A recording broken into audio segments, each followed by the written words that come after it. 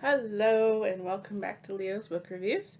This week we are reviewing Across the Green Grass Fields by Seanan McGuire. This is the latest installment in the Wayward Children series. As always, I will have the written review for this book linked below in Facebook and Goodreads. So, like I said, latest installment for the Wayward Children series, true to form, rhythm. This is a standalone. This is not a.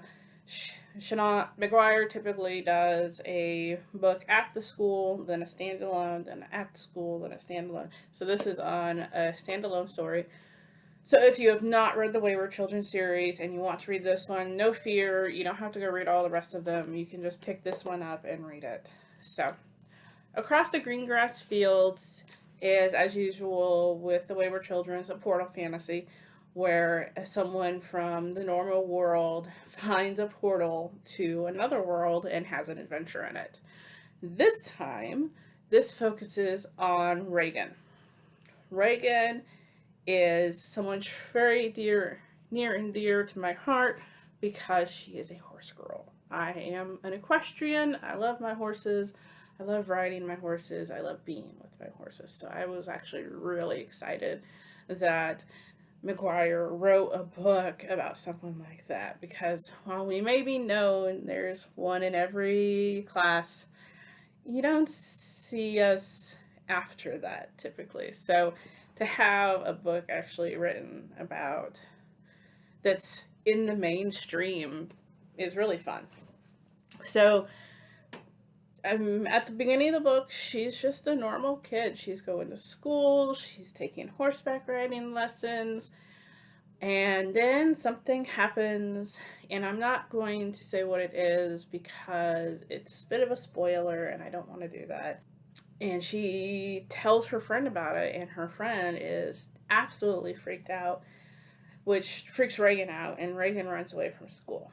And while she's walking home, is when she finds the portal to the Hooflands. Now, the Hooflands is the other world, of course, but it's populated by unicorns, centaurs, kelpies, Kirin, all kinds of hoofed creatures. And she meets a centaur, which to me is awesome, and starts her journey. Now, Reagan, this is a little different, and it was really cool. Instead of, immediately jumping on that road and finding her destiny, she's just happy to be in the Hooflands. She just hangs out with the centaurs for a while and becomes a part of their world. She doesn't, immediately run off to complete her quest that she's been sent there for. So it was really kind of neat. And, yes, she does go off on her quest, but even in that quest, there's so many twists and turns.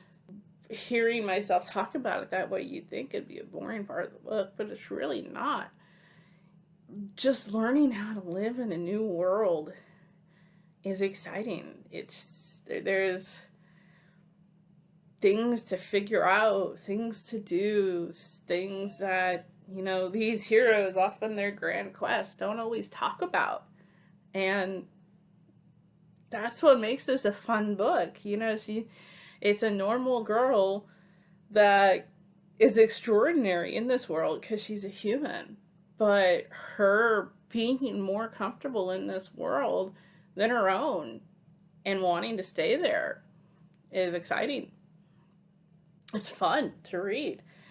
There's a lot of good twists. So, like usual, it's more of a novella. It's a fast read. It's just fun, just flat out fun to read. So, if you want to start on the Wayward Children series and you're a horse person like me, this is a great stepping point.